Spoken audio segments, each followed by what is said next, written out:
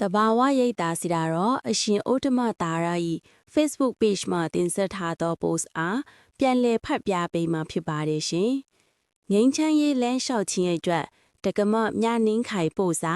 2026ခု2လ18ရက်ဆရာတော်ဖျားအွန်လိုင်းပေါ်မှာငိမ့်ချမ်းရေးခရီးစဉ်နဲ့ပတ်သက်ပြီးဆရာတော်ဖျားအပေါ်တချို့သူတွေရဲ့တရေလိုမဟုတ်မဟန်အပုတ်ချနေခြင်းနဲ့ပတ်သက်ပြီးရေးထားရဲ့စာတွေကိုတပည့်တော်မနေ့3နာရီထိထိုင်ဖတ်ဖြစ်ပါတယ်ဖေ။တပည့်တော်ရဲ့စိတ်ကဒေါသတော်မထွက်ပါဘူး။တချို့လူတွေရဲ့ကံ3ပါးမထိန်သေးနိုင်မှုတွေကိုကြောက်ခမန်းလိလိမြင်တွေ့နေရတော့မြမဘီကြီးရဲ့ကံတရားကစုံမြုံမှန်းမသိမြုပ်ပြီးရင်းနဲ့တပည့်တော်တို့အတွက်တော့နေပြီးတော့အပြန်လန်းဝီထပ်ဝီနေပြီလို့ခံစားမိပါရဲ့ဖေ။တပည့်တော်ကနိုင်ငံရေးရှုထောင့်ထက်ဘာသာရေးရှုထောင့်ကနေကြည့်ပြီးခံစားတာပါကံတရားတွေကိုကြောက်လွန်းလို့ပါဖေ။နောက်နေ့နှစ်တကူအချိန်တပည့်တော်နဲ့တပည့်တော်အမျိုးသားထမင်းလက်ဆောင်စားတော့လိုင်းပေါ်ကအကြောင်းကိုအမျိုးသားနဲ့ငိမ့်ချမ်းရေးခီးစဉ်နဲ့ပတ်သက်ပြီးဆရာတော်ဖျားကိုတချို့တွေကြောက်ခမန်းလိမ့်လိကြမ်းတမ်းစွာနဲ့ဝေဖန်ပြစ်တင်နေတဲ့အကြောင်းပြောပြဖြစ်တော့နိုင်ငံသားတယောက်ရဲ့အမြင်ကိုတပည့်တော်ကောင်းကောင်းနားလည်မိလိုက်ရပါတယ်ဖေ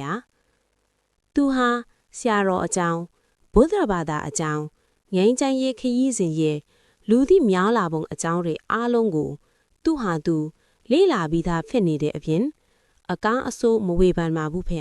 ။ဗီယက်နမ်လူမျိုးတွေရဲ့တမိုင်းကြောင်းနဲ့ငိမ့်ချမ်းရေးဖော်ဆောင်ချက်တွေကိုလည်းနားလည်နေတဲ့ပုံပေါ်ပါတယ်။တပည့်တော်ကိုဆရာတော်ဖျားစီစာရေးခိုင်းပါတယ်။ဒီကိစ္စနဲ့ပတ်သက်ပြီးဆရာတော်ဖျားဟာမကောင်းမြင်ဝေဖန်ပြစ်တင်နေတဲ့သူတွေအပေါ်တစိုးတစီတောင်အပြစ်မြင်စိတ်ထဲထားနေမှာမဟုတ်တာကိုသူအကျွမ်းမဲ့ယုံကြည်နေပါတယ်တဲ့။သူကိုယ်တိုင်လည်းဆရာတော်ကိုလုံးဝအကြည်အညွန်မပြတ်တဲ့အပြင်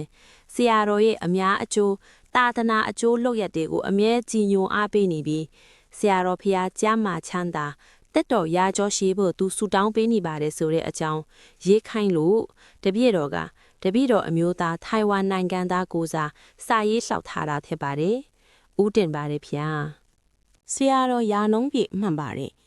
မြန်မာနိုင်ငံအပါအဝင်မြန်မာတွေနဲ့ပတ်သက်တဲ့နားလည်မှုအမှားအပြောမှားလောက်ရအမှားတွေအားကြီးသလောက်တစ်ဖက်မှာလည်းအမှန်နားလည်မှုအမှန်ပြောဆိုမှုအမှန်ပြုလုပ်မှုအားတွေကြီးရောက်စ조사နေကြတဲ့တန်ဃာတွေသီလရှင်ယောဂီတွေအပါအဝင်မြန်မာနိုင်ငံသားတွေမြန်မာနဲ့ပတ်သက်တဲ့နိုင်ငံသားယောဂီတွေအများကြီးရှိနေပါတယ်။စုပေါင်းအကုသိုလ်တွေကလည်းလက်ရှိမြန်မာနိုင်ငံကိုအကြီးအကျယ်မကောင်းကျိုးပေးနေသလိုအကုသိုလ်နဲ့အပြိုင်ပြုလုပ်နေတဲ့ကုသိုလ်တွေရဲ့စုပေါင်းစွမ်းအားကလည်းအချိန်တန်ရင်ကောင်းကျိုးတွေအကြီးအကျယ်ပေးမှသိကြပါတယ်။လုံနေကြထက်ပိုစ조사ပြီးကုသိုလ်တွေဆက်လုပ်နေဖို့သာလိုပါတယ်။အရှင်ဩတမတာရာ2026ခု2လ18ရက်ဗီယက်နမ်ဟိုချီမင်းဖူဆန်10ရက်တရားစခန်း This is the voice of truth. Facts.